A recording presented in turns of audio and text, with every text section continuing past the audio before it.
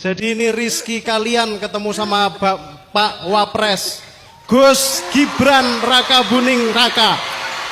Assalamualaikum. Permisi Gus Gibran, saya mau tanya, Gus Gibran ini ahli di bidang apa? AI. Fungsi AI itu apa Gus Gibran? Agar para santri ini bisa lebih mengikuti tantangan zaman. Oh begitu ya Gus Gibran. Bagaimana caranya mengaji dengan AI? Sering pakai AI enggak? Belum pernah Gus Gibran. Setelah ini Gus Gibran ceramah kemana? Saya ke sawah dulu. Sebelum ke pondok ya. Kita ke sawah, kita panen tebu.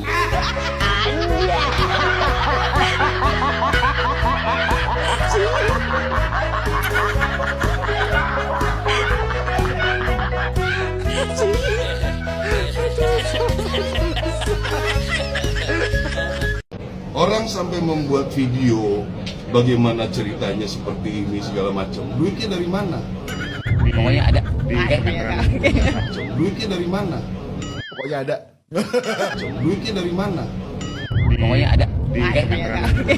Duitnya dari mana? Saat kritik Papua dibungkam, KSAD malah sibuk pertanyakan dompet pembuat film. Beginilah jadinya. Kalau petinggi militer lebih fokus nyari kesalahan pembuat film, ketimbang mendengarkan substansi kritiknya. Alih-alih menjawab persoalan lingkungan hidup dan hak ulayat warga Papua yang terancam proyek strategi nasional. Respons yang keluar justru bikin geleng-geleng kepala. Heboh, KSAD Jenderal Maruli Simanjuntak menyentil pembuat film dokumenter Pesta Babi dengan kalimat, "Duitnya dari mana?"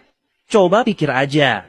Orang berduitlah. Sebuah pernyataan yang bernada sinis, tendensius, dan seolah ingin membangun narasi bahwa setiap kritik terhadap proyek pemerintah pasti ditunggangi oleh kepentingan modal atau pihak tertentu. Sejak kapan mengkritik kerusakan alam dan membela hak masyarakat adat harus dicurigai isi dompetnya? Ini adalah bentuk arogansi verbal yang meremehkan kepedulian sipil. Film Pesta Babi itu memotret realitas di Papua Selatan tentang hutan yang babat dan ruang hidup warga yang terhimpit. Tapi tanggapan dari pucuk pimpinan, Angkatan Darat malah mengalihkan isu ke soal ongkos produksi dan tiket pesawat terbang sana-sini. Ditambah lagi, gelombang pembubaran nonton bareng film ini terjadi masif di berbagai daerah. Dari kampus di Ternate, Mataram, Bali, sampai kafe-kafe sipil dipaksa bubar. Lalu dengan mudahnya, KSAD cuci tangan dan melempar bola panas ke pemerintah daerah dengan dalih menjaga keamanan wilayah dari risiko keributan. Logika macam apa ini? Menonton film dokumenter ilmiah dan diskusi di ruang akademis dianggap sebagai ancaman keamanan. Kebebasan berpendapat dan ruang mimbar akademik seolah sengaja dipersempit dengan meminjam tangan birokrasi daerah. TNI yang harusnya menjaga iklim demokrasi justru terkesan mewajarkan pembungkaman karya jurnalistik dan seni dengan alasan kebenarannya belum tentu benar. Kalau belum tentu benar, buka ruang debatnya, bantah dengan data. Bukan dibubarkan nobarnya. Masyarakat Papua memang butuh air bersih dan sekolah layak, seperti yang diklaim TNI. Tapi mereka juga butuh tanah adat, dan hutan mereka tidak digusur atas nama proyek strategis. Jangan sampai setiap ada kritik dari rakyat, aparat langsung pasang badan buat proyek penguasa, lalu balik mencurigai rakyatnya sendiri. Siapa yang berani bilang tidak? Ketika hak bersuara kita dibalas dengan kecurigaan duit dari mana? Kalau tidak menonton film Pesta Babi, kita nggak akan tahu kalau saudara-saudara kita yang ada di Papua, mereka dihadapkan dengan aparat bersenjata. Pangan nasional. Macam-macam senjatanya.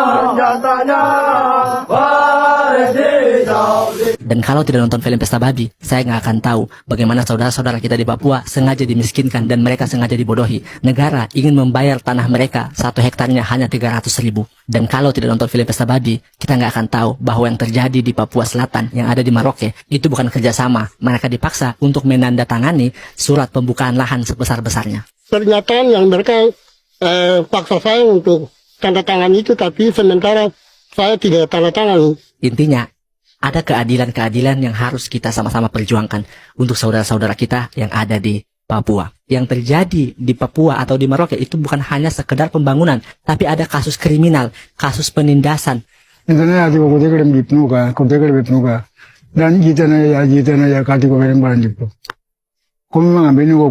Merampas paksa orang-orang yang memiliki tanah di sana. Ini papan nama ditanam tapi bukan haknya mereka yang ini. Ini hak kami di sini, hak dusun kami, Marga Kuipalo yang punya hak dusun ini. Dan yang pasti, dari sistem yang berjalan di Indonesia, negara yang katanya demokrasi, kita sedang dijajah oleh pemerintah kita sendiri.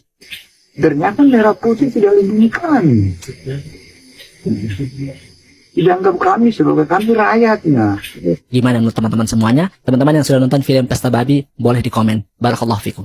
Pesan Mama Yasinta kepada semua agar bersatu dalam melawan PSN. Kami berapa tempat yang kena dampak.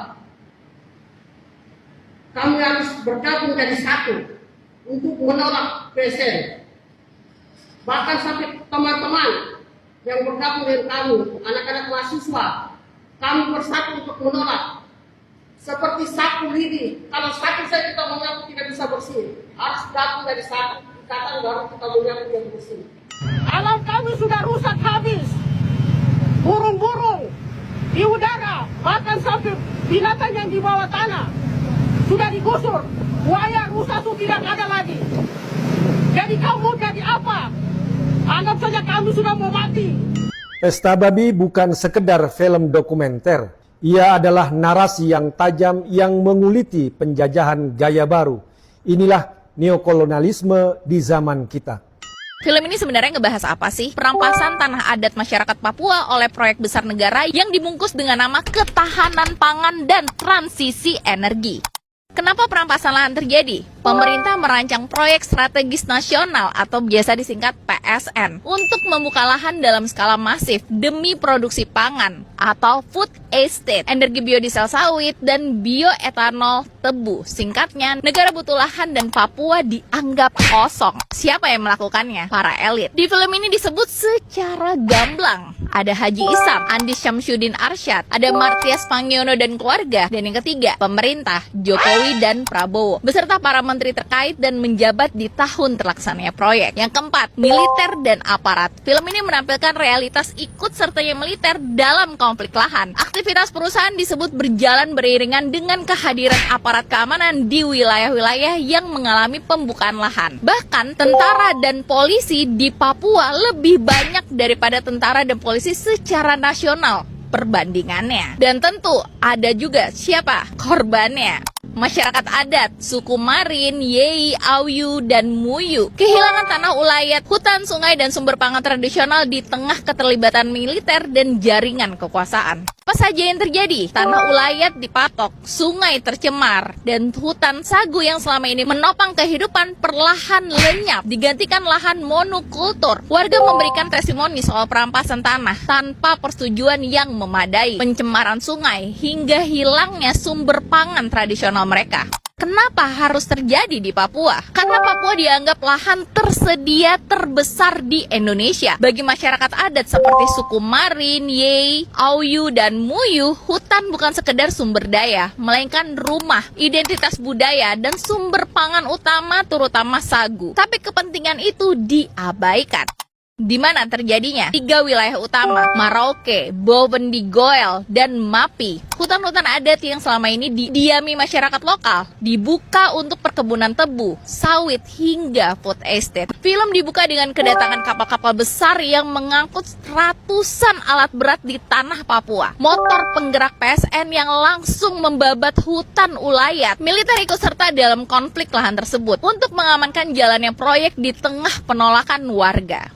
Jadi udah tahu kan, kenapa film ini lebih gelap daripada film horor terseram di dunia? Di film ini disebut secara gamblang. Ada Haji Isam, Andi Syamsuddin Arsyad, ada Martias Pangiono dan keluarga, dan yang ketiga, pemerintah, Jokowi dan Prabowo. Kalau Bapak Ibu sekalian, ada yang memerlukan lahan dengan jumlah yang sangat besar, silahkan sampaikan pada saya. Akan saya carikan. Hidup Jokowi!